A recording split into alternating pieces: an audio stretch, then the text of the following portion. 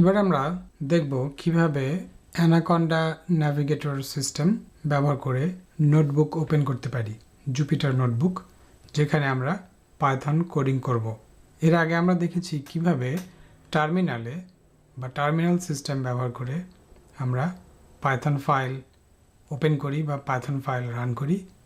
কিন্তু এই কোর্সে আমরা প্রথমে শিখব এবং মোস্ট অফ দ্য টাইম আমরা জুপিটার নোটবুক নামে এক ধরনের সফটওয়্যার বা অ্যাপ্লিকেশন, সেটা ব্যবহার করে আমরা পাইথন কোডিং করব। চলুন তাহলে উইন্ডোজ এনভায়রনমেন্টে অ্যানাকন্ডা নেভিগেটর ওপেন করি। আমি উইন্ডোজ 11 সিস্টেমে আছি। আপনাদের যদি অন্য ভার্সন হয় সেটার জন্য যেভাবে আপনি উইন্ডোজে অ্যাপ্লিকেশন খুঁজে বের করে ওপেন করেন সেভাবে করবেন। আমি এই সার্চ বারে অ্যানাকন্ডা নেভিগেটর নামে সার্চ দিয়ে অ্যানাকন্ডা নেভিগেটরে ক্লিক করব এবং অ্যানাকন্ডা নেভিগেটর ওপেন করব। সফটওয়্যারটি ওপেন হচ্ছে। ওপেন হলে পরে আমরা প্রথমে দেখব আমরা কোন এনভায়রনমেন্টে আছি। যেহেতু এই কম্পিউটারে আমরা একটি মাত্র এনভায়রনমেন্টই তৈরি করেছি, অর্থাৎ সফটওয়্যারটি অ্যানাকন্ডা নেভিগেটর ইনস্টল করার সময় সে একটা বেস বা রুট এনভায়রনমেন্ট ক্রিয়েট করেছে, সেই এনভায়রনমেন্টেই আছে। সেখানেই আমরা জুপিটার নোটবুক ওপেন করব। তো আমরা এই এনভায়রনমেন্টে আছি।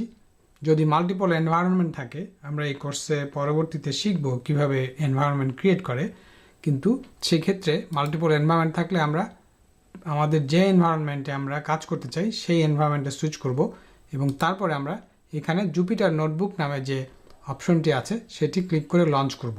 এটি ক্লিক করার পরে ডিফল্ট ব্রাউজারের মধ্যে ওপেন হবে।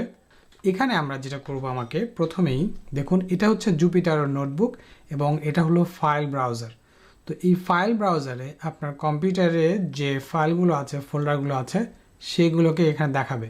তো আমরা প্রথমে যেটা করতে চাই, ধরুন এই কোর্সের জন্য আমরা বা এই ডেমনস্ট্রেশনের জন্য আমরা ডেস্কটপে আমরা একটা ফোল্ডার ক্রিয়েট করব যার নাম দেব চেজিং পাইথন। ওকে, সো এখানে নিউতে যাব। নিউতে যে আমরা একটা ফোল্ডার নিব, ফোল্ডার নিয়ে এটা ফোল্ডার এসেছে এবং এটাকে আমরা রিনেম করব। এখানে ক্লিক করে রিনেম দেব চেজিং পাইথন লিখে আমরা রিনেম দিয়ে দিব। এরপরে এই ফোল্ডারের মধ্যে আমরা ঢুকবো এবং এই ফোল্ডারে ঢুকে আমরা এখন একটা নোটবুক ওপেন করব। নোটবুকটা কিভাবে ওপেন করব, এখানে আবার নিউতে যাব। নিউতে গিয়ে দেখুন পাইথন 3 IPY কার্নেল, এই পাইথন 3তে আমরা ক্লিক করব, করলে একটা নোটবুক ওপেন হবে। ওকে, দেখুন তাহলে এটি হচ্ছে জুপিটার নোটবুক এনভায়রনমেন্ট। এখানে আমরা আমাদের পাইথন কোডিং লিখব।